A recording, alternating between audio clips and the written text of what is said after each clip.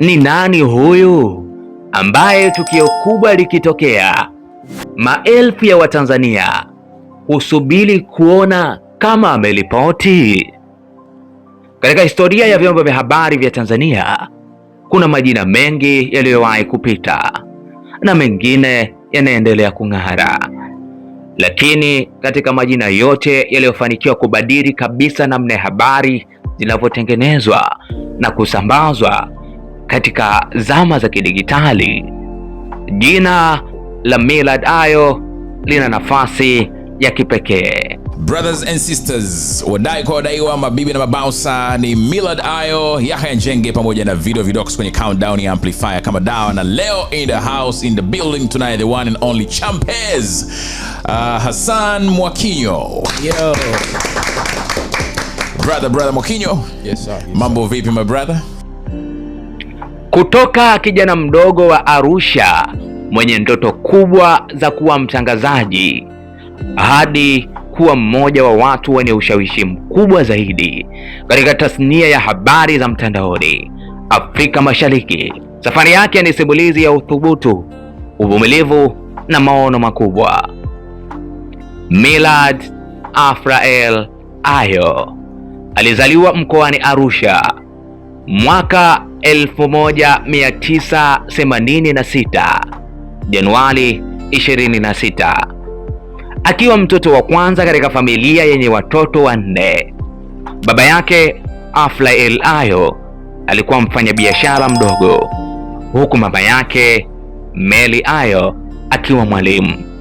Tangu akiwa mdogo, Millard inadaiwa ya kwamba alionyesha uwezo mkubwa wa kuelewa mambo kwa haraka, jambo lililowafanya wazazi wake kumpeleka shule mapema kuliko watoto wengine wa rika lake.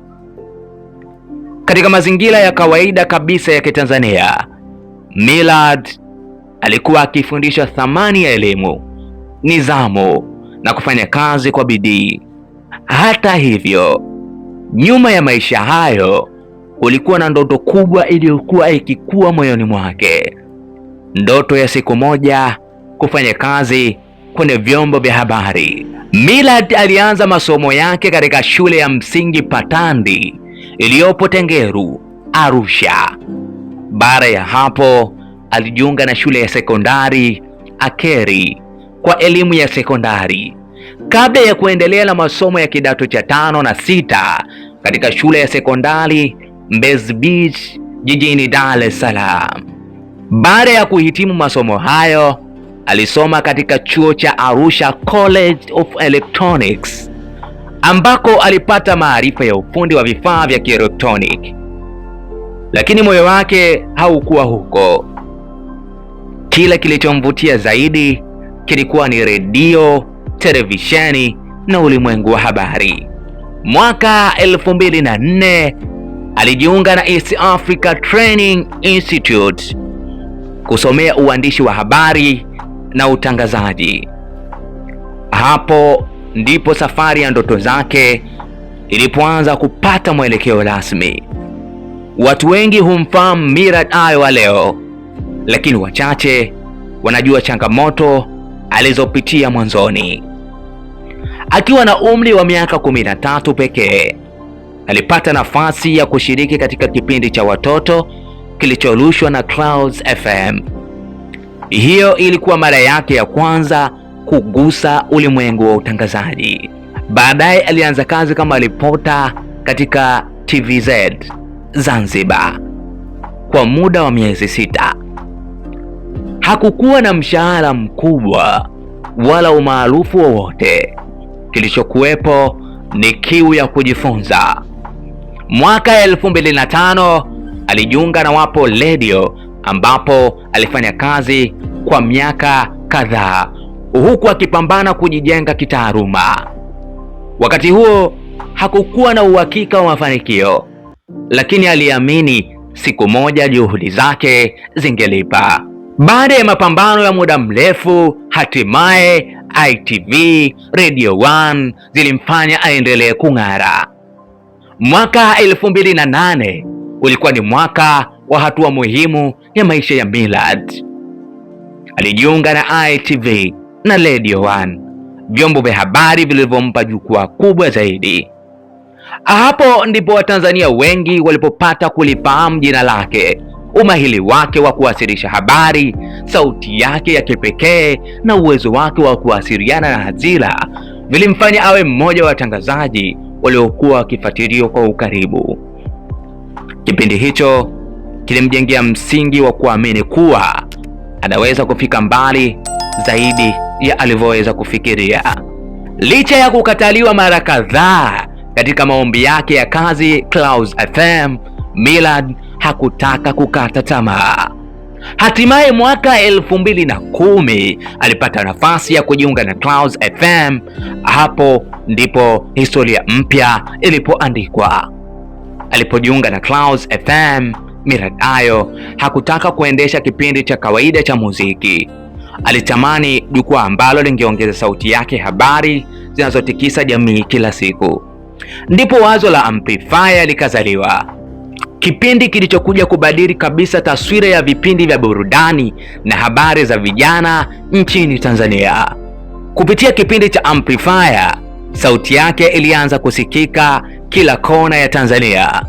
Umaarufu wake uliongezeka maradufu, huku akijijengea hadhira kubwa ya vijana waliovutiwa na mtindo wake wa kisasa wa utoaji habari. Wakati wengi wakitegemea redio na magazeti, Millard Ayo aliona jambo ambalo watu wengi hawakuliona.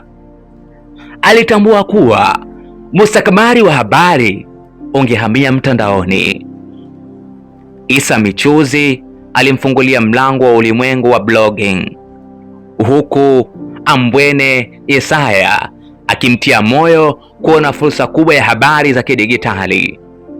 Wawili hao walikuwa ni miongoni mwa watu muhimu waliomshawishi Millard kuanzisha millardayo.com, jukwaa ambalo baadaye lilibadilika na kuwa moja ya himaya kubwa zaidi za habari za mtandaoni Tanzania. Kwa mara ya kwanza, vijana wengi walikuwa wakipata habari kupitia simu zao. Hatua hiyo ilimfanya kuwa mmoja wa waanzilishi wa mapinduzi ya habari za kidigitali Tanzania. Miongoni mwa mambo yasiyojulikana sana katika safari ya Millard Ayo ni muundo wa umiliki wa kampuni yake. Nyaraka za kampuni zinaonyesha kuwa Millard Ayo anamiliki 90% ya hisa, huku Ivan Ayo akimiliki 10%. Hali hiyo imeibua maswali kwa wengi kuhusu mchango wa Ivan katika hatua za mwanzo za ujenzi wa brand ya millardayo.com. Ingawa sababu rasmi za mgawanyo huo hazijawekwa wazi hadharani, wachambuzi wa masuala ya biashara za familia wanaeleza kuwa mara nyingi mgawanyo wa aina hii kutokana na mchango wa mtaji, usimamizi wa kampuni au kutambua mchango wa mmoja wa waanzilishi wa safari ya biashara. Je, Ivan Ayo ni mbia wa kawaida mwenye 10% tu, au ni mmoja wa watu waliokuwa nyuma ya pazia katika ujenzi wa mmoja wa majukwaa makubwa ya habari za burudani Tanzania? Ivan ni ndugu wa Millard na mmoja wa wamiliki wa Ayo TV TZA Company Limited. Ivan ni sehemu ya msingi ya biashara iliyokuja kuzaa brand ya millardayo.com, ingawa mchango wake haujaonekana sana kwenye majukwaa ya umma. Ndani ya mwaka wake wa kwanza wa ukuaji, millardayo.com ilipata mafanikio makubwa ya kutoa tuzo 2 kutoka Africa Stars na Vodacom, ikitambuliwa kama miongoni mwa tovuti bora zaidi nchini Tanzania mwaka 2012. Tuzo hizo zilikuwa ishara ya mwanzo wa safari ya jukwaa ambalo baadaye lingekuja kuwa miongoni mwa vinara vya habari za kidigitali nchini.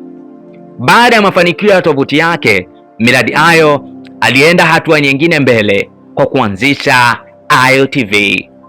Kupitia jukwaa hilo alipanua ushawishi wake kutoka habari za kawaida hadi vipindi vya mahojiano. taarifa za kitaifa, michezo, biashara na masuala ya kijamii. Leo Ayo TV ni miongoni mwa majukwaa yanayofuatiliwa zaidi Tanzania na Afrika Mashariki kiujumla, yakifikia mamilioni ya watazamaji kupitia YouTube na mitandao mingine ya kijamii. Katika safari yake, Millard amepokea tuzo mbalimbali, ikiwemo tuzo ya mtangazaji bora wa redio na tuzo ya tovuti bora kama nilivyokueleza awali. Pia ametajwa kuwa miongoni mwa vijana mwenye ushawishi mkubwa barani Afrika.